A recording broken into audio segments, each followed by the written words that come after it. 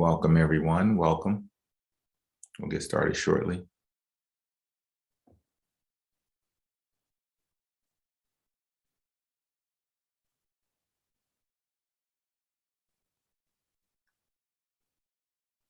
Welcome, everyone.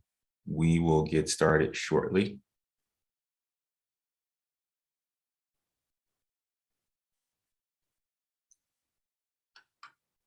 I feel like I should have had some theme music or something playing in the background. All right. Welcome, everyone. We will get started shortly. And we are right at time.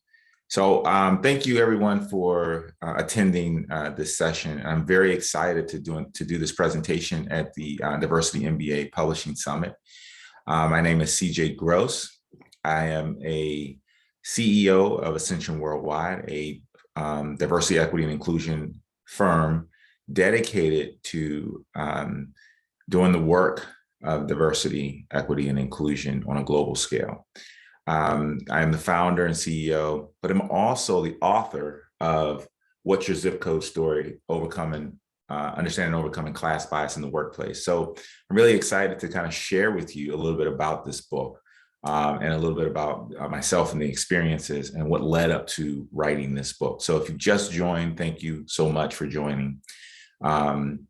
So let's start with the first question that people usually ask. I'm gonna do this as like a question, as if you're asking questions.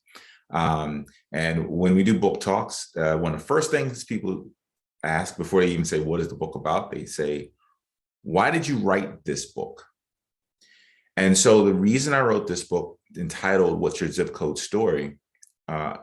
Understanding and Overcoming Class Bias in the Workplace was because I first didn't want to write this book. I didn't wake up and say, I want to write a book today. That's not what happened.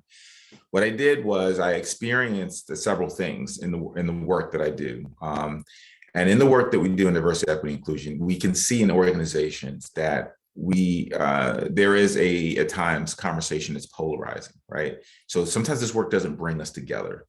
Sometimes it excludes some. It sometimes it can be polarizing, even when done correctly. And I kept thinking to myself, what's a better way to do this work? What's a better conversation to have, right? So my background is engineering, and that may help you as I talk about my thinking for solving the problem. And so because of that, I thought to myself, okay, so how do we solve problems and utilizing different perspectives? And so I was offered an opportunity to do a presentation at SHRM, Society for Human Resource Management Inclusion in 2019.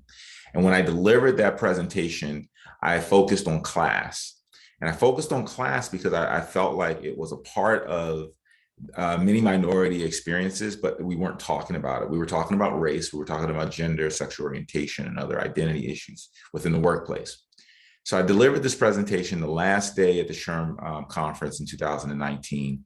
And I'm going to tell you, I didn't think anyone was going to show up. It was like my first conference, big conference. And not only did people show up, 60 people showed up, but 60 people wouldn't leave at the end. They had to unplug the microphones. They had to cut the lights out. And the reason why I wish I could say it was because of my speaking abilities. It was the topic. It was creating a space where people from all walks of life, all backgrounds, all levels of organizations could come together and share a common bias that they experienced in the workplace, which was class. Now, class affects everyone for the most part, but it affects minorities, specifically people of color, disproportionately. And so that was one aha moment. And not only were people staying in the room, but people were sobbing. People had challenges that they had overcome and challenges they were still trying to overcome. And it wasn't due to the lack of effort. It wasn't due to the lack of education. It was all due to the concept around class. And so it was after that presentation, it was after other conversations I had in the industry and knowing that we weren't really talking about this, I decided to write this book on class bias and the next level of the conversation, which is your zip code story. So that's the reason why I wrote the book, right? So if you're just joining, I'm the author of What's Your Zip Code Story? Understanding and Overcoming Class Bias in the Workplace. Now, what is this book about? This book is about the intersectionality of social class and race. So the intersectionality of social class and race. And what that means is that the way we approach class in the book is about classification. That's first. So when we say classification, just think about it in this way, in this term. Your brain is classifying people, places, and things all the time, based in Daniel Kahneman's book, Thinking Fast and Slow. If you've read it, awesome. He basically says our brain is creating stories about people, places, and things on an unconscious level. And your brain will see something or someone and put it into a box and categorize it, whether this person is smart, whether this person is safe. So that's the way your brain classifies things. Now, to take it a step further, race would go into class. So what I mean when I say that is that if you go to a dealership and it's the end of the year and they're going to sell you a car, and you go and you look at the car you really want is, let's say, a Mercedes-Benz E-Class, and it's the black one with the nice shiny rims, whatever it is, right? You might likely have a certain price for that car, and then they say, well, that's not the one we were advertising. The deal is on this other car, which is a totally different color. Now, people don't want that car because that's not the hot car. That's not the hot color. And so the brain is processing this information in a very similar way, where we're looking at people based on race or skin color and culture. And it's a part of the classification. The brain is classifying people. If you got two resumes and you're looking at the name, your brain is classifying those names, which one is more valuable. When you see the person in person, your brain is classifying people, places, and things, specifically people, putting them into a category. And so in my book, What's Your Zip Code Story, we focus on the class component of racism. And so we won't go too far deep into that. Again, I'm excited to answer any questions that you have. You can put those into the chat. Sasha will get those and get those to me. But I'll just share you a little bit more about the concept of the book. So again, it's about the classification and how the brain creates stories about people, places, and things, right? And so what we realize when you look at research, and when we've done research on class bias, we realize that when you're looking at, again, we work with a lot of HR professionals, they're looking at two resumes, they tend to look at also the zip code of where this person lives or where this person went to school, right? So if this person went to Harvard University, or this person went to Penn State, or went to a private school, public school, maybe they went to a two-year university, or they did an online program, that their brain is classifying them without getting to know this other component. And so that's the class part. The other part of this is the zip code story. So the zip code story is not just about where you grew up, it's about how you grew up. And so what this means is, as the brain is classifying people, places, and things, and creating stories about people, we're missing a big part of the story. We're missing a big part of this person's background. We're missing a big part of who they are. We're missing what I call their genius. And so again, this is the overlap with of social class and racism, or race. And so people who are excluded because of social class may be people who identify with being in the lower working class. Like, I come from working class family, and I didn't know the rules and how to negotiate certain things in order to move up in corporate America, right? Until I got mentorship, which we'll talk about momentarily. So the core of that concept from the book about your zip code story, it means that you are not just who you are because of where you grew up, but you are the person who's experienced, conversations around the dinner table, being a young person, sights and sounds outside of your door. It's the experiences that you've had that led you up to where you are today, right? And so this book unpacks those big ideas, right? So again, classification, how the brain sees people, places, and things, the racial component in that. And then at the end of the book, we really talk about how do you expand your zip code story, right? So that you can be more inclusive of people, not just different races, but also different social, economic backgrounds, and different people who look like you and who do not look like you, right? So that's ultimately what the book is about. And so what I'm going to do, again, if you have questions, this is not just me talking at you and talking to you about the book, but I would love to answer some questions, anything geared towards race and social class or the overlap. So a couple of things I'm going to do is talk to you about a couple of the subtopics of the chapters in the book, but I'm also going to give you the top 8 class biases that show up and that we discuss in the book, which again affects people of color, minorities disproportionately, which again is the overlap of social class and race. So, and here's what I'll ask you. I'll ask you to play along and participate with me. I'm going to share these 8 class biases, and then I'm going to ask a question for you to answer in the chat, which is, I'll actually read the questions. I mean, I'll tell you that 8 social class biases first, and then ask the question. So the first class bias is education, right? And if you're in corporate America, you've experienced this, right? Where people look at your resume, first thing they look at, which school did you go to?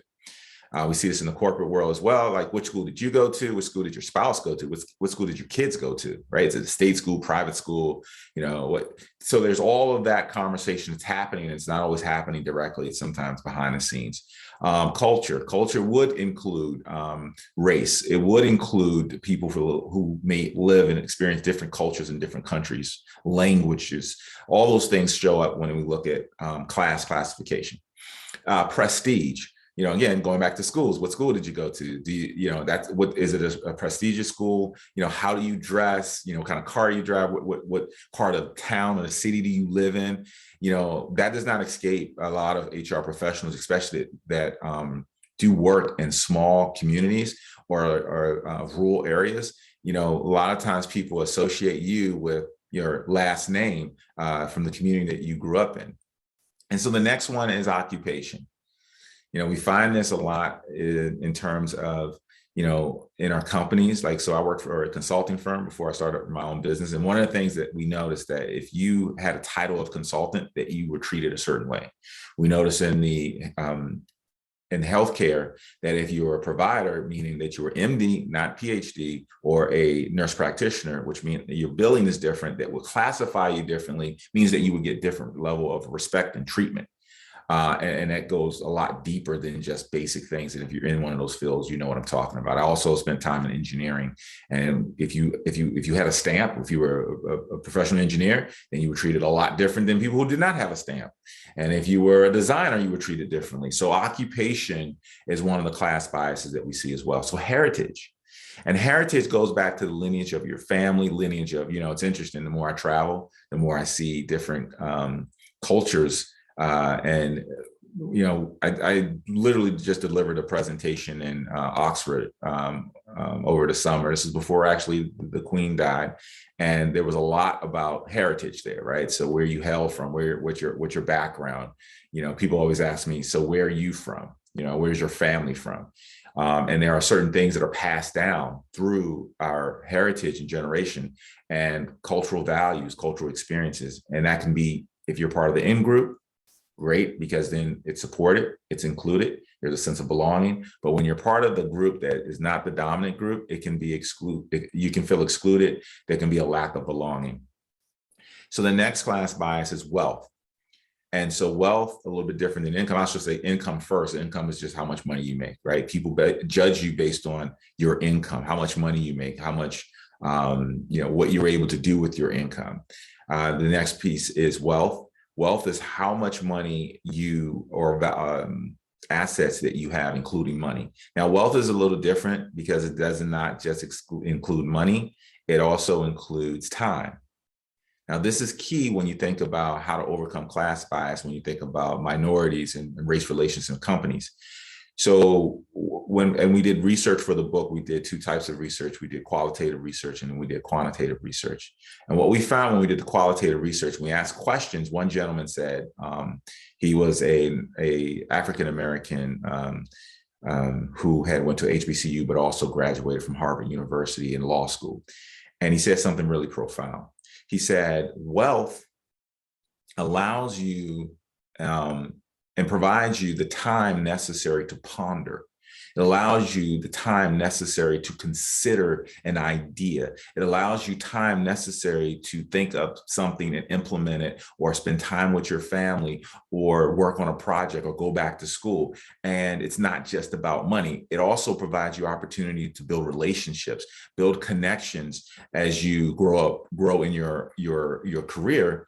So for an example for me is I'm able to join a Rotary organization. If you're familiar with, it's an international service organization. Well, one, it takes money, right? That's only one aspect. You have to actually spend time at the association. You have to build relationships. As you build those relationships lead to opportunities. I was quickly able to secure opportunities to be on local television and the newspapers, and I was invited to sit on boards, and all those things led to me having what I'll say is the part of wealth that we don't think about, which is time to consider, time to develop, time to grow in your career. And the last component, and if you just join us, we're talking about the 8 class biases that show up in the workplace that are highlighted in the book, which is a coach story. Just checking time here. The last one is your superpower, which is great because you may or may not be able to control those other class biases, but your superpower is all about you. And so I'm going to give you an example of what superpower might look like. It is something that you have a skill at doing, and it's something that is specific to you and who you are. So for me, my superpower is the ability to connect to others. So if you're familiar with the 7 types of power, and if you haven't heard of it, definitely type it into the internet, check it out. It's really powerful when you're trying to grow in your career. It says that there are 7 different types of power. And the highest power is the reverent power. When you have reverent power, it allows you to connect with people, and you are able to persuade and influence them based on who you are and who you are to them. So when you think about that, you may be an expert in your field. That could be a personal power. You may be someone who's great with talking to people. You may be great with numbers and explaining numbers.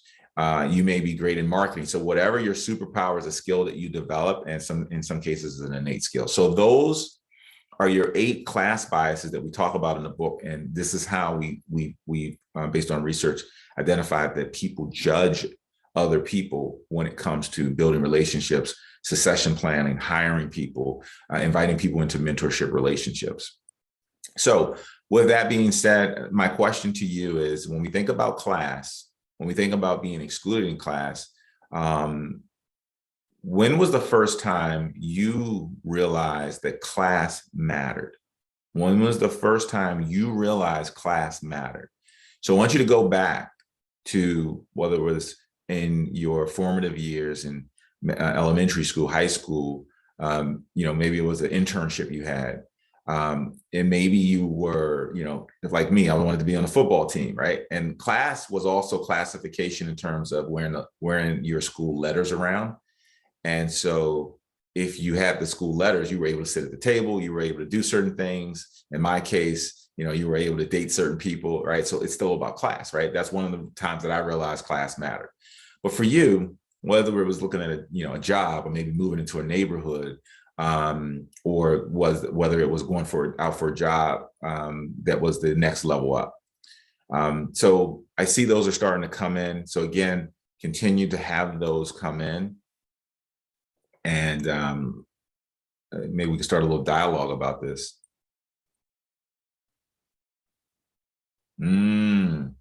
Okay, so someone wrote, being raised in the black suburbs, but going to a urban church in the inner city. I recognize.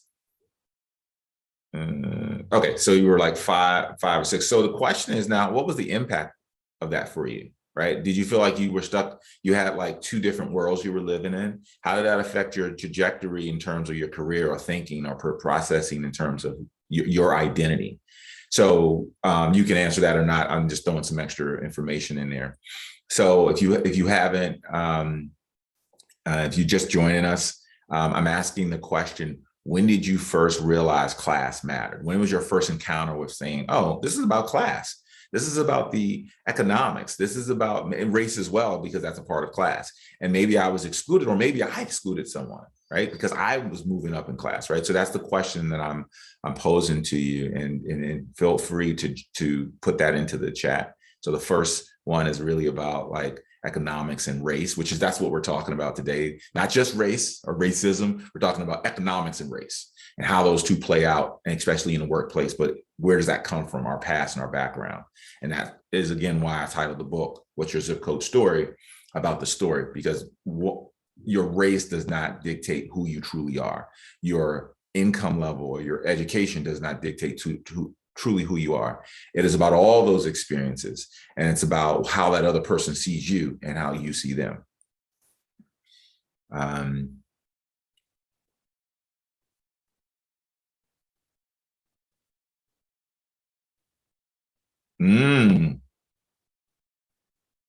So proper. Okay, so one comment came in and said, being 5 years old. And that's really interesting. Someone say that 5 years old and being asked where you were from because of how proper you spoke. I think that's really interesting. And Sasha, could you help me read those after I finish this one? So what we find is also, there's this concept in the book called class migrant. And class migrants are people who move from one social class to another social class. And what we find is that not just, well, I'll just speak for what we read about, what we learned in the book, that immigrants who were moving from one class to the next, there was a thought of maybe even covering an accent so people wouldn't know that you were from a certain place, and actually having what they call the kings or queens English, so that you sound so proper that you get accepted, right? Which is really a good thing, but at times it can look like we're suppressing our culture. And for those who we grew up with, might say, you're not like us. That even although you look alike, right? So thank you for sharing that. Thank you for sharing that. That's really good. And so, Sasha, could you help me with the other ones that are coming through? No problem. Kelsey added, 2 different things come to mind. In school, there was a certain group of people who made the school teams, were starters, held the school council offices, led the fundraisers, etc. And in personal life, my family started their own business and it became extremely successful when I was about 12. And it changed our family's wealth from lower to middle class to upper class. And the way it changed how people treated our family was starkly obvious. Before you go on to the next one, I'm just saying, and I'm just wondering, did your close friends also see you differently? But more importantly, did your family see you differently? Because that then becomes the challenge. Your family starts treating you differently, and you feel stuck in between. Like you're not like old money, but you're not, you have more money than you used to have. So that's just really interesting. Okay, go on. That's thank you for sharing that. Alexandra says she noticed in an HR corporate role how others perceived me stood as a barrier to fully performing at my maximum capability. We also have a comment from Ruchi, who said, growing up in India, I learned about the class system at a very early age. It was mind-boggling when I learned, and I could not touch someone based on their family background at birth or the type of work they do. We also learned how to classify people into who they are based on their looks. Example, oh, I bet this person is super stingy or really business-minded just because that community was considered as such. I am also often told I have no accent because I was born and brought up in India. Oh, but I do. I have adapted to the American accent now. Oh, wow. That is so interesting. I want to make a comment on that. I was actually I think I shared already, I was in Oxford doing a study abroad program, and that actually came up. You had a woman that came in and talked about the colonization of India, and well, won't go too deep into it, but just how that ideology was developed. And then also, how does that flow into American centric culture for people who identify with being Indian, and how that culture translates into the American culture? So there's a lot there. And again, that's why you can't just say, oh, this person's Indian, this person's African American, is like there's a story behind it. And what you're reading here, I definitely want everyone to just take a peek at some of these, the data here, because this is data. This is the zip code story. What you're experiencing, your travels, your family, all those things, education. This is the zip code story. And this is how we get to know one another. Okay, let's keep going. This is good. Hey, Jessica, CJ, this is Pam. I have a question. Shoot. Okay. Thank you for being here. Thank So sorry guys, I didn't know if there's other questions. I didn't mean to take anybody out, but yeah, just had to ask. So CJ, I was talking to actually our keynote speaker for tomorrow, and from London, out of London. And I was asking her reaction, about, what's going to happen, how are folks faring and feeling about the Queen's passing going on. And oh my goodness, your book definitely makes you hits you in the face when she talked about you got a person that's leaving a legacy who has colonized, slavery and depression and oppression, and has really, have people sitting here saying, are we going to have more of this, or what's going to happen? What is so I say all that to say, with your lens, what would you say to, to the heritage and the folks that are in Europe and have that legacy in terms of what they could maybe lean into with the richness of what other, I don't know, regions of the world are doing around inclusion, or something for maybe even some type of self, satisfaction, knowing that a legacy of oppression is gone, but it could still be continued, but what kind of voice they could potentially maybe have to help change and drive some structural change, and maybe, even globally, right? There's a global influence of some change they could have in the next anarchy that comes in. I know it's a loaded question. That is a loaded question. The book is good. How much time we have left? So I'll try to quickly answer that. And the interesting thing is I was there, and I didn't meet the Queen, but I was there, and someone asked me the question, about classism in the States versus the UK. And I was like, really? Specifically in London, really? But the point is that creating safe environments where people can have dialogue, really, that's the first thing, Pam, I would say. And that looks like people sharing from different perspectives, right? So someone might say, hey, we lost someone who was dear to my heart. And that's got to be respected, right? And safe spaces to talk about that. But someone else might say, hey, maybe things are going to change with death, right? Because death is really about transitioning. I mean, that's a lot deeper. But to have a space where those two ideologies exist and can be discussed is the first step. We can do all the diversity work we want. We can put pictures up. We can do, all these things, training, and we still need training and all those things. But until we get to the conversation part, until we can have a discussion, why is this a challenge for you? Because here's what we find based on brain science, that when something happens to you, I don't feel it the same way unless I connect it to it. So when we found that parents who have autistic kids are more sympathetic to adults who have autism in the workplace, because there's a connection there. And so when we have that connection to people who have been oppressed, or those experiences, we're more likely to feel that and even be a part of that. But when you're not connected to it, your level of empathy goes down. There's tons of research based in that kind of ideology. But yes, that would be the first step, Pam. And I know it was a long question. I want to make sure I can get to some of the other things that came up. Great question. That's great. Thank you. That's great. Thank you. Absolutely. So got less than 5 minutes. Okay, so we could read some of the other ones. If we have any questions, I'll answer the questions first. So if you have a question, put that in the chat, or you can jump right in, and I'll see what we can answer before we close.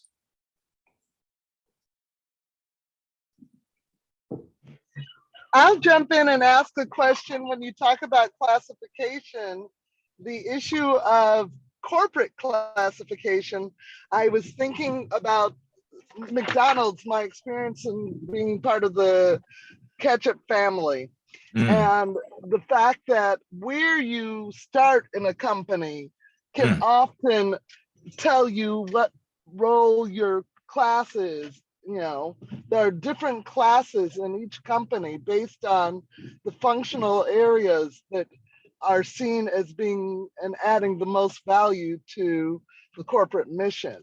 So at McDonald's, if you were in operations, if you even started in a store, you might be considered greater than those who were part of the business support areas, or if you were in finance. So it all depends, and knowing the culture of the organization and where you fall in that culture, because that diversity of inclusion based on functional classism within a corporation is not often talked about. You are like, whoo, this is a good conversation we're having. First of all, I was gonna make a comment to your comments. So you are absolutely correct. And these are the things that we're not talking about because we're focused on other things that are important, but there is this granular component that supports those things. So for example, if you come in at a certain level of organization, sometimes they only see you and classify you as the same level. You see this in the military. If you have a college education, you go in the military, you're an officer, right? And they train you differently, they separate you. And it's almost like it's the best example of classism that is stamped and approved, right? And so this happens in corporations, and it's very challenging if people want to move up or communicate, share ideas across different perspectives, right? Different, in this case, we'll say career identities and job functions. We see this in large organizations with Fortune 500 companies that we work in. I worked for GE, General Electric. Won't have time to tell you the story, but yes, you're absolutely right. Again, that is the importance of the book, because as we learn, we're missing out on great talent. We're missing out on innovation. We're missing out on solving problems when we don't bring more voices to the table, because there's so many things that we cannot see ourselves. And in order to do that, we have to do reflection internally, which this book talks about, the reflections I had to do, but also the individuals who are trying to move up through the different classes. But I see we are at time. I wish we had more time. I want to say thank you so much for this opportunity to share. Please go out and get the book, which is Zip Code Story. And where is the book, CJ? Where can they go get it? You can get it at Amazon. Amazon sells everything, but there's other, Barnes and Noble, anywhere you type in the, internet, what's your zip code story, Barnes and Noble, but Amazon will probably be the first one that comes up, because that's where a lot of people buy stuff. You can get it today. How can they reach you, CJ? How can they you can reach me at cjgrosstalks.com, which is the my website, and also definitely on LinkedIn. Definitely connect with me on LinkedIn, because I share a lot of tips and tools, and when I travel, I share about different cultures and just learning about different things. So it's a really great way to connect with me there too. I'll put that, if I have time, I'll put it. Let me see. I'll put it in the chat. So thank you so much. And we're going to be featuring him on the radio soon, so you'll all be able to hear a lot more from him as well. Get this book. It's a must read. You can have some courageous conversations in the organizations that are having these, and he's available to help lead them as well. So, okay, guys, get to your next sessions. Thank you, everyone.